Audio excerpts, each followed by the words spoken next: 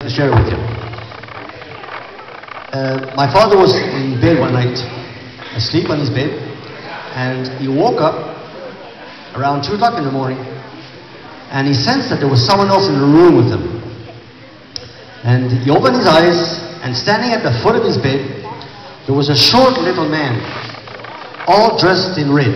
Okay? And he looked at my dad, and my dad's name was Charlie. He said, "Charlie," he said, "get up and get dressed." He says, "Go get your shovel."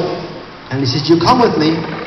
And he says, "We're going to go up to a little pond." Now, a little pond is about 5 kilometers from my house. Okay? And he told my dad, he says, "You come there with me," he says, "and there's a rock there." He says, "We're going to dig under that rock." And he says, "You're going to find gold." So, my father never moved. He stayed in the bed. And he wasn't sure if he was dreaming or not. So he eventually fell back asleep. So next morning at breakfast, he told this story to my grandmother. And she says, "Charlie," she said, "that's just a dream." She said, "Just ignore that." She said, "That's nothing." Fine. The day passed. Next night, about the same time, he woke up and there's a little man again. And he says, "Charlie," he says, "you get up." He says, "You get dressed." And he says, "You go get your shovel." And he says, "Come with me." He says, "We'll go up to a little pond." He says, "We're going to dig under that rock." And he says, "You're going to find gold." So, my father was wide awake by this time. Okay? And he realizes this is not a dream, this is real. Okay?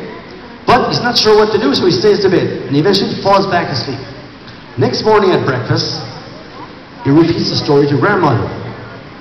And she says, "Charlie, you're dreaming again. It's just nightmares. Ignore it, it's going to go away." "No, Mama," he says, "it's not a dream." He says, "I was awake." He says, "I really saw this." And he says, "If he comes back tonight," he says, "I'm going with him." I said, "Charlie, you're foolish, ignore that." Anyway, the day passed. The third night, sure enough, at exactly the same hour, my father wakes up, and there's that little red man again. And he looks at my dad, he says, "Charlie," he says, "you get up." He says, "You get dressed." He says, "You pick up your shovel." And he says, "We go to a little pond, dig under that rock," and he says, "You're going to have your gold that you want." So my father gets up and he gets dressed. As he's walking out his room door, my grandmother hears him and she gets up. She says, "Charlie, where are you going?" Well, he says, "Mama," he says, "the little red man is in my room again." And he says, he wants me to go into a little pond. He says, "And dig under the rock." And he says, "I want to find gold." And he says, "I'm going." No. She says, "You go back to bed." She says, 2 o'clock in the morning. She says, "It's dark outside." She says, "God knows what's going to happen to you. Go back to bed." So my father didn't have much choice but to go back to bed. But next morning, at daybreak, my father was dressed and out the door. Ran, got the shovel, and took off. He knew exactly where to go. That spot is still there today. He went to the rock and he started to dig. And he dug. And he dug. And he dug. Unfortunately, he didn't find any gold. Okay? There was no gold in it. And a few years ago, I was thinking about this story and I was trying to find an explanation. Did you really see this? Or was it a dream or was it a premonition?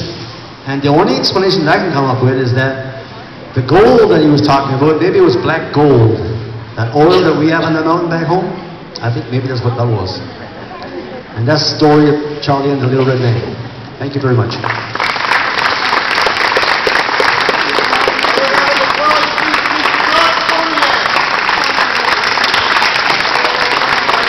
Merci beaucoup.